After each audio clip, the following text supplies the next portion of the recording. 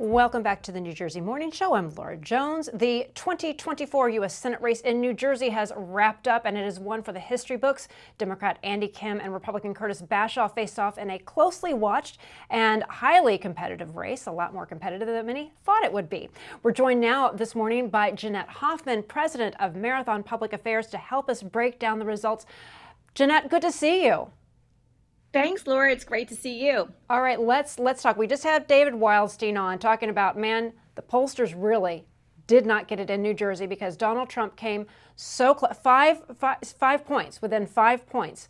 Andy Kim and Curtis Bashaw, so close. But prior to this, the polls were showing that Andy Kim was significantly up before the election. So, what can you tell us about what you've learned, what the hope was for the Bashaw campaign, and how this all played out?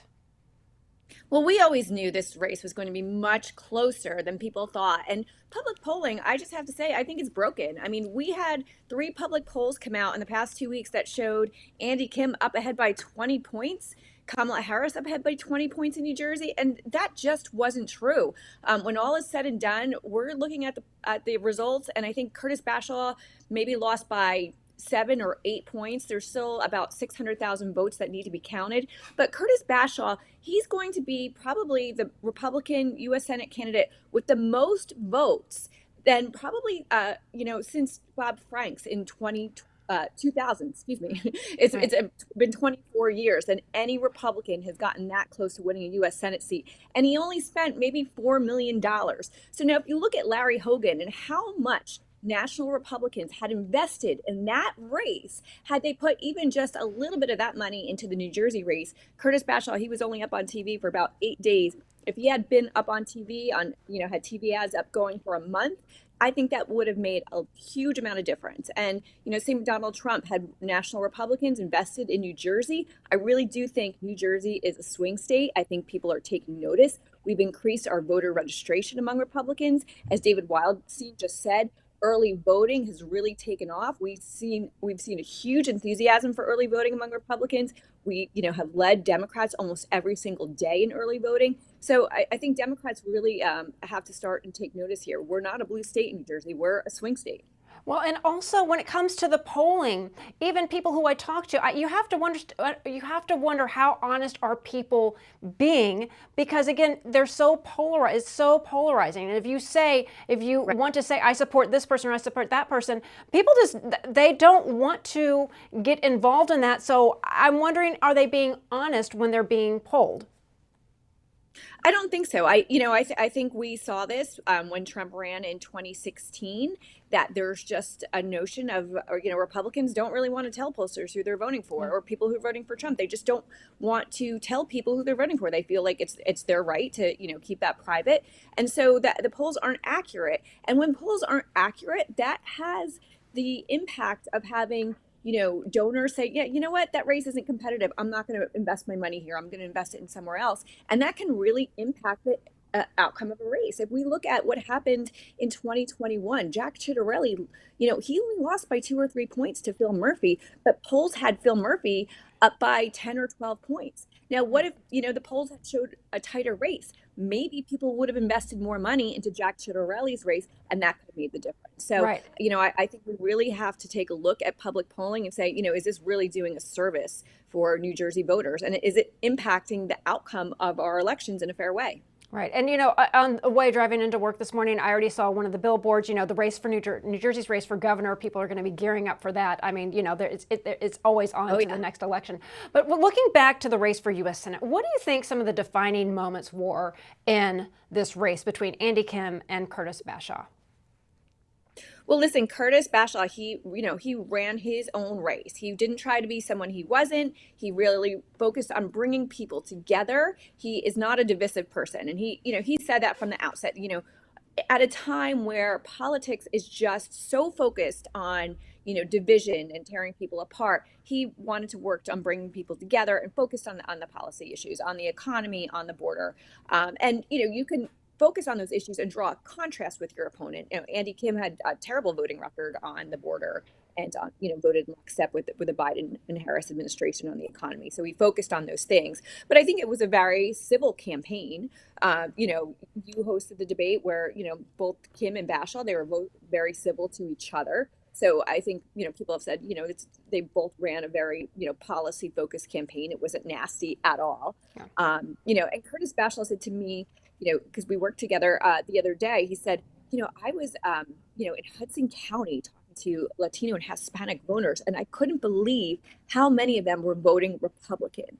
And I was at a tailgating event in the Meadowlands, and I was like, is this at the Giants game, is this only for Republicans? Because everybody was voting Republican. So, to me, it's just saying we're seeing a huge shift in demographics that would normally vote Democratic that are ready for change and, on the issues are looking to vote Republican. Right. And I think that this is definitely going to be something that we're watching as we go into the gubernatorial race again, because people, again, they think New Jersey is a blue state, leaning blue, but looking back to that last gubernatorial election, as you said. And again, the shift, especially among Hispanic voters, we're still having to look through all of the data, but Hudson County is extraordinary. And the fact that Trump did so well in an area that should have been just a slam dunk for Kamala Harris is really very striking, and it is something that is resonating on the national stage as well. Yeah, and like you said, the 9th district that you just talked about with David Wildstein, and in places like Passaic County. I mean, for that county to go to Trump to turn red, I mean that is saying a lot. That's a very traditionally Democratic county. I think Trump picked out 5 counties that he did not win in 2020 that went Republican this year. So it's saying a lot. I think Republicans have done a great job of reaching out to non-traditional Republican voters, the Hispanic, Latino community, Black community, and Democrats kind of have not done such a good job. And Democrats tend to, and I've seen this every federal election cycle, guns and abortion. Those are the 2 issues they stick to, and they make every single campaign about it. And people are just not single issue voters. And the economy is really important to so many families. Inflation, grocery prices, taxes. People are kind of fed up with those issues, and Democrats just didn't speak to those issues this campaign cycle. Yeah, that was going to be my next question. What do you think the biggest issues were for voters in the race for Senate here in New Jersey, getting people to the polls in New Jersey? Because New Jersey on its best day is still extraordinarily expensive and so difficult to do business. There are a lot of things that make it very difficult to live and work in New Jersey. Yeah, I mean, listen, affordability is number one. And Curtis Bashaw, he would go to grocery stores and talk about inflation and talk about, the price of groceries. And people would talk about how, they would usually get, a cart full of groceries for this price. And now they were only getting 2 bags of groceries for this price. Or, he would go to train stations, and he would be at Newark Penn Station and talk about, the train delays. People are so fed up about, how they are paying all this money for New Jersey Transit and can't even get to work. So that'll be a huge issue in the gubernatorial campaign. Sorry, go ahead, Laura. Oh, no. I was just going to say, one of the things that I think really strikes me when it comes to Andy Kim and Curtis Bashaw is Andy Kim very polished. Curtis Bashaw, this is his first time really running and to be jumping in with both feet in a race that he, originally probably thought he was going to be running against Tammy Murphy. Things have really, really shifted quite a bit. But I think one of the things that strikes me about Curtis Bashaw, and when you actually get to listen, to where he stands on the issue, he made a big difference about immigration and border patrol. He's also, pro-choice, and he would have been the first gay senator. Like and I think. I know Andy Kim came at him a lot, challenging him on that, but he really, held fast, saying, you know what, just because I'm a Republican doesn't mean I can't be for a woman's right to choose. And I think, do you think that resonated with voters when it does come to issues like abortion? Yeah, I mean, I think it took that issue off the table. Like if you're, if you were like, well, I can't vote for anybody who's not pro-choice, Curtis is like, I'm pro-choice. Take it off the table. So. There are so many other issues to focus on. Border security, like you said, is one of them. The economy is another. All these foreign policy issues.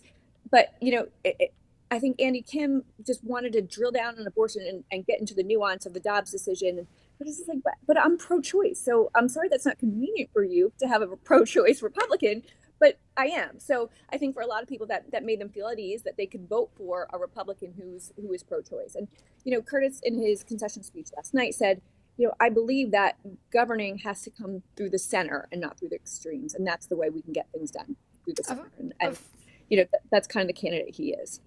Just final thoughts on how Republicans are feeling, even though Kamala Harris won New Jersey, still within 5 points. Republicans did a lot better. Tom Kaine winning in the 7th district.